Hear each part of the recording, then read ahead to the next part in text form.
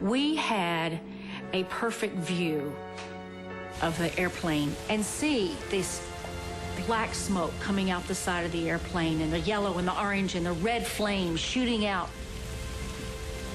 We were fine, but we just knew that there were so many passengers in that plane that had not gotten out. One of the busiest highways in North America borders the airport. Just before rush hour, it's packed with thousands of vehicles. Drivers slow down, captivated by the terrifying sight of the burning plane.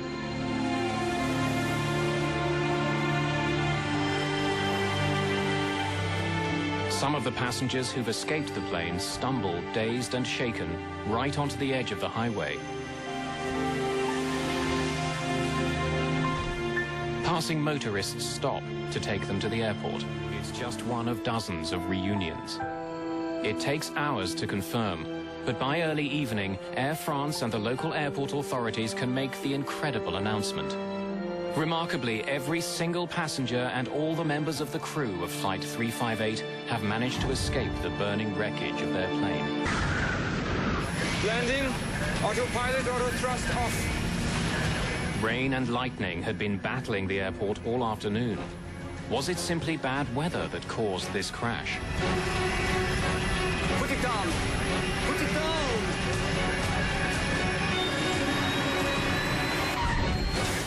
Neither the pilot nor the co-pilot have spoken publicly about the crash. We have to evacuate now! Citing lawsuits that were filed soon after, Air France has kept all of its employees who were on the plane from speaking to the media.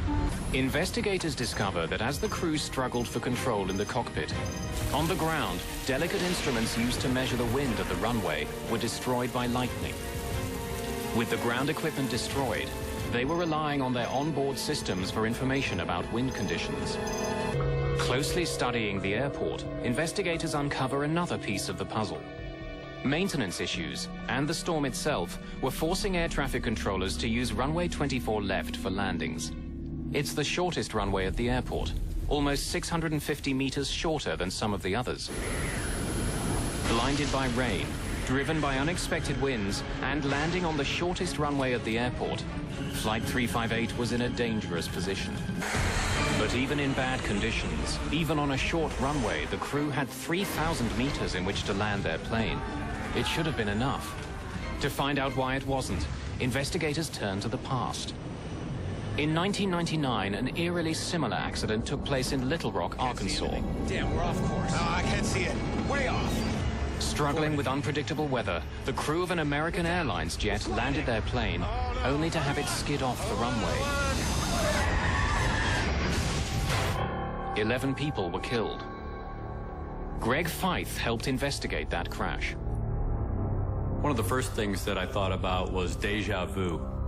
Having the first bits of information about the Air France accident, it reminded me so much of the American Airlines accident. In the Little Rock crash, Feith discovered that the crew had made a critical mistake, which contributed significantly to the accident. They hadn't followed all of the checklist procedures, and they didn't have the ground spoilers armed, which basically degrades the efficiency of lift on the wing and settles the airplane heavily on the main wheels so that braking action is more effective. Spoilers are only one of several ways pilots of passenger jets stop their massive planes. Reverse thrusters are used to redirect the engine power forward as the plane lands, and sophisticated brakes help slow the jets down. To rule out any mechanical fault, all three systems are examined by investigators of the Air France crash. One of the brakes on Flight 358 was destroyed in the fire, but the 7 other sets of brakes are all tested after the accident. All of them are working properly. Flaps 2, flaps 2, F-speed. Investigators in Toronto also discover that, unlike in the Little Rock crash, this time the spoilers had deployed properly.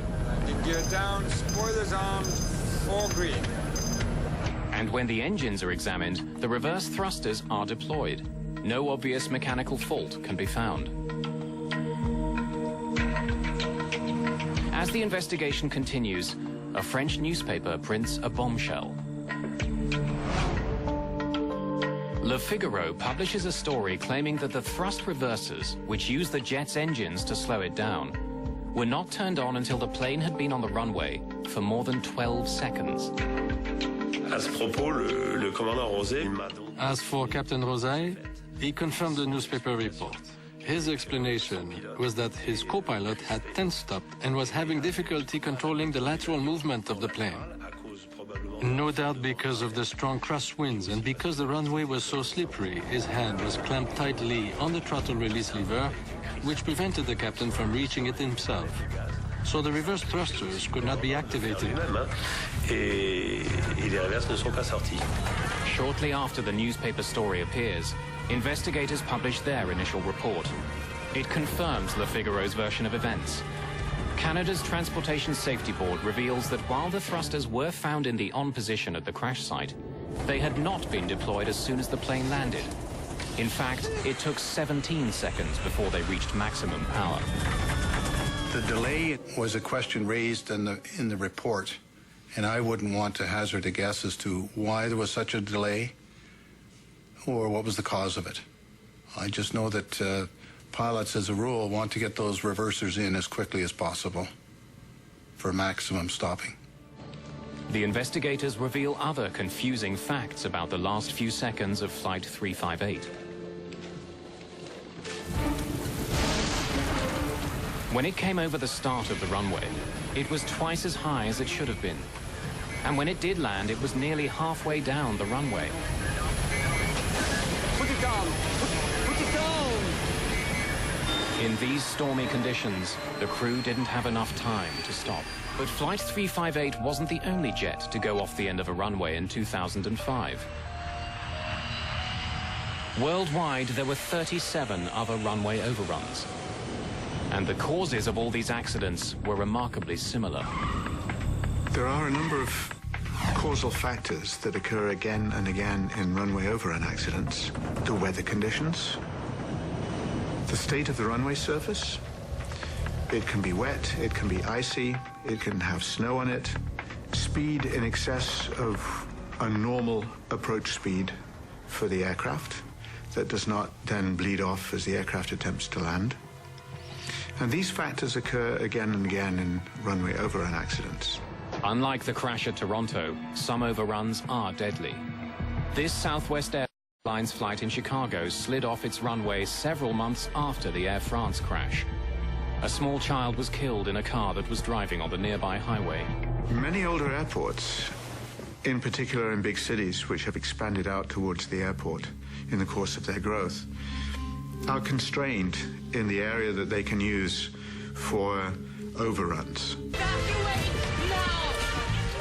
But one vital air safety guideline was met when Flight 358 crashed. In spite of the smoke and the spreading fire, the crew of the crippled plane made sure that all the passengers escaped in just 90 seconds. It's just a miracle that all of those people were able to evacuate the airplane as quickly as they did before the airplane was consumed. The Air France flight was particularly noteworthy in that everybody got out, essentially unscathed. I know there were some injuries, but everyone got out. So I think it was noteworthy, and it was very good evacuation from that perspective. Captain Alain Rosay may never fly for Air France again. His injuries required extensive physical therapy after the crash. At the time, he was less than 3 years from retirement. Every morning, Captain Rosay relives the experience, coming face to face with the flames, the noise, the crash. And it made him sad to end his career on that note, having destroyed his plane. That's the worst possible fate for a pilot, the worst outcome. The co-pilot, Frédéric No, is suspended for 3 months after the accident. By early the next year, he's back on duty with Air France. There are reports that after he helped Captain Rosay out of the cockpit, he was the last person off the plane.